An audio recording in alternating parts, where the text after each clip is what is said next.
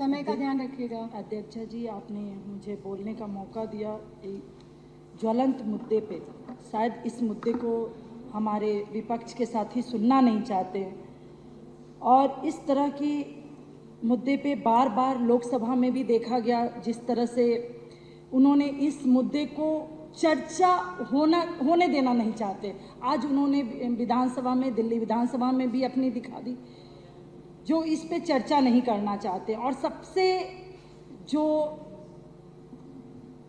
मतलब इनकी एक गैर जिम्मेदाराना हरकत थी, जो कि ये सब्जेक्ट क्या है, मणिपुर कोई सब्जेक्ट है? इसको सब्जेक्ट बनाना चाहते हैं, ऑब्जेक्ट बनाना चाहते हैं, क्या बनाना चाहते हैं ये जाने।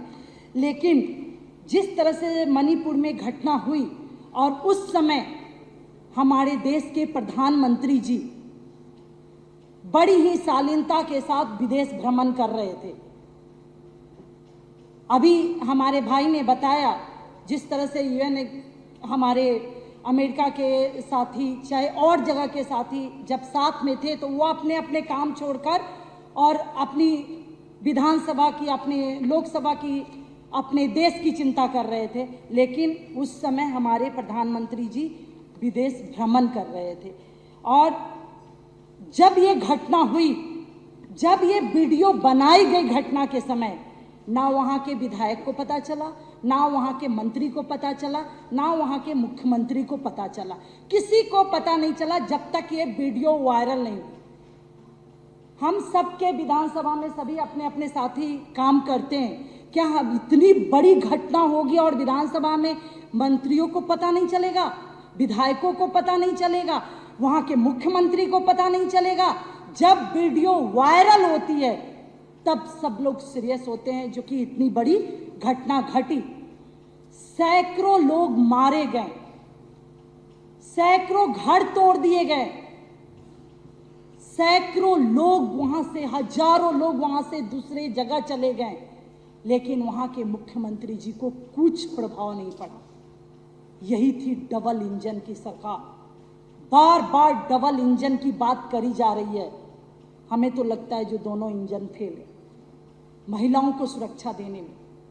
सबसे ज्यादा तो दुखद ये लगी जो एक फौज में काम करने वाले साथी, उनकी पत्नी के साथ उनको नग्न करके घुमाया गया।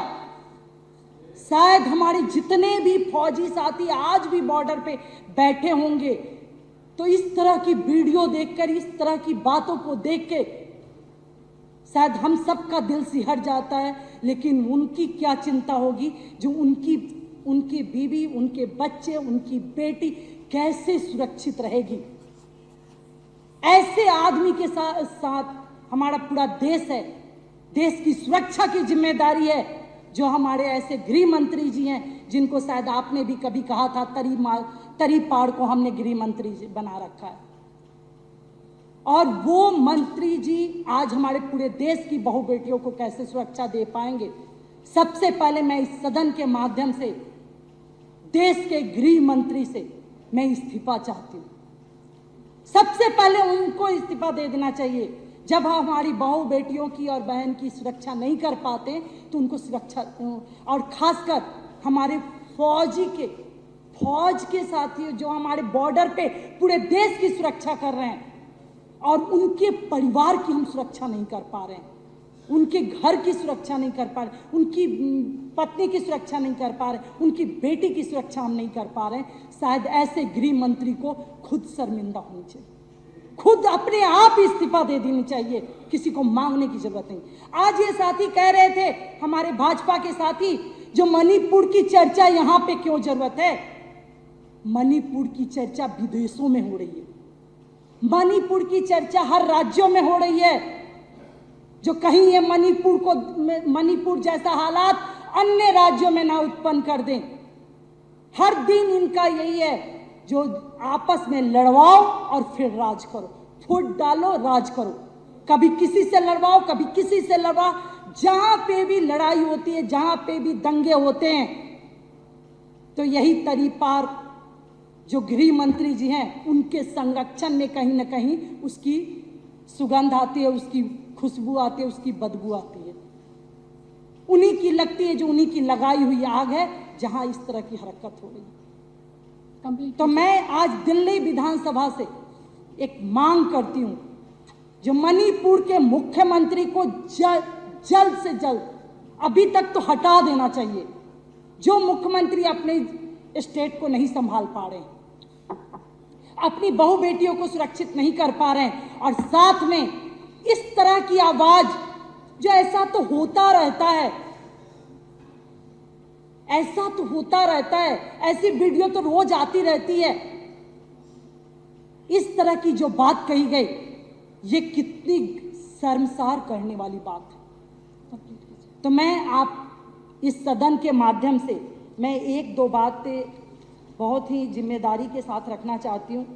जो एक तो जो वीडियो रिलीज हुई, और वीडियो रिलीज हुई तो घटना के कितने दिन बाद हुई, और घटना तक जिसने चुप्पी साधी बैठी थी, जिन लोगों ने, चाहे वहाँ के अधिकारी, चाहे वहाँ के मंत्रीगण, चाहे उस क्षेत्र के विधायक, या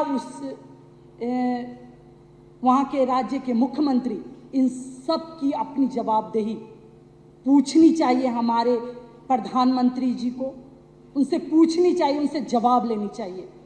क्योंकि जब जब मणिपुर की बात आती है, आज लोकसभा के अंदर जिस तरह से आम आदमी पार्टी के राज्यसभा सांसद संजय सिंह जी ने जब आवाज उठानी चाहिए, जब उसकी बात करनी चाहिए, जो मणिपुर पे चर्चा करो, तो उन्हें सस्पेंड कर दिया गया। उसी तरह से बाद में जब राघव चड्ढा जी ने अपनी बात रखने की कोशिश करी, तो उन्हें सस्पेंड कर दिया गया। हर समय विपक्ष की आवाज को दबाने की कोशिश जिस तरह से भाजपा कर रही है, तो लगता है धीरे धीरे लोकतंत्र में ये तानाशाही, इतनी तानाशाही तो अंग्रेजों ने भी नहीं की थी, जिस तरह से तानाशाही चल रही है, तो पूरे देश में एक आवाज उठने लगी है, भाजपा हटाओ, देश बचाओ। तो मैं सदन के माध्यम से यही कह रही हूँ, जो पूरे देश में हर कहीं और दूसरा मणिपुर ना बने, इसके लिए हमें सभी साथियों को, पूरे देशवासियों को मिलके एक आवाज़ उठानी चाहिए।